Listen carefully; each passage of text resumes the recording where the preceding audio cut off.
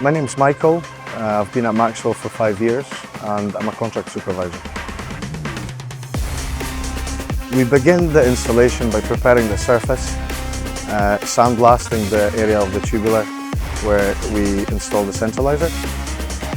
Then we wash the parts with an NEK solution to remove any impurities and position the parts over the sandblasted area. Then we seal it off with vacuum tape and begin injection of the 2-part resin, cooling the vacuum and filling the cavity. Then we leave the joints to cure over a 12-hour period. And after that, we begin the QA/QC process.